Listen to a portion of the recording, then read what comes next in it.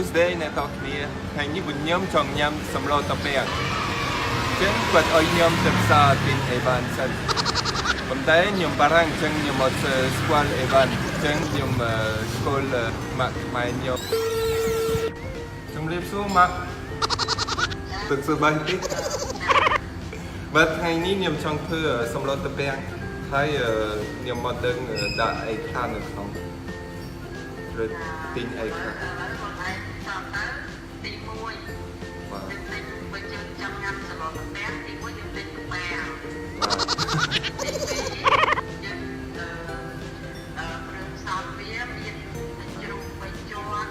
បាទចាវឬមួយក៏ខ្យងក៏បានបាទទី3យើងមានក្នុងពួកបន្តែបាទយល់ទេបាទបាទយល់ហើយទី4យើងមានគ្រឿងផ្សំមានបន្លែមានដង្កូវជ្រុំបាទហើយ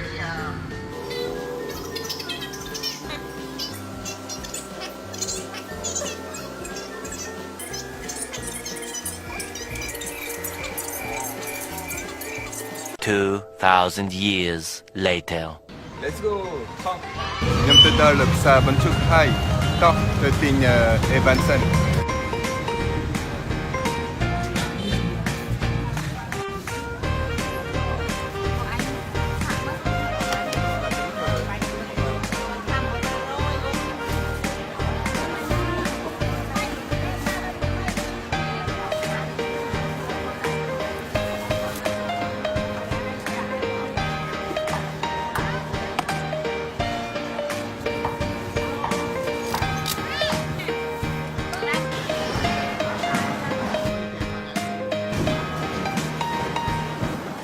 A few moments later. អូខេឥឡូវមានអីវ៉ាន់គ្រប់គ្រាន់ហើយអញ្ចឹងចាប់ដើម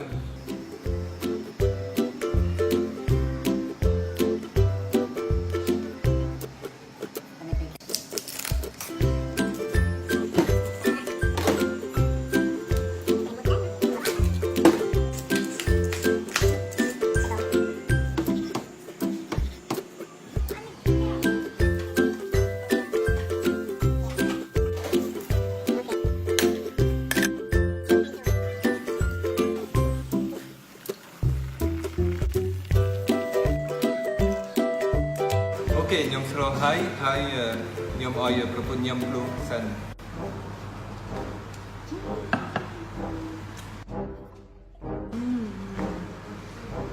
អូខេភ្លុះសិនប្រយ័ត្នខ្លាំងភ្លុះតិចរសជាតិមិនដែរឆ្ងាញ់សោះមែនណ៎និយាយលេងសោះឆ្ងាញ់រសជាតិមិនដែរ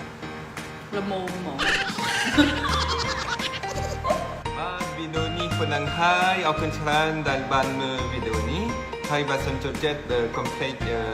like ផងហើយ subscribe channel របស់ខ្ញុំបើសិនអត់ទាន់ subscribe បើសិនចង់ឲ្យខ្ញុំធ្វើម្ហូបផ្សេង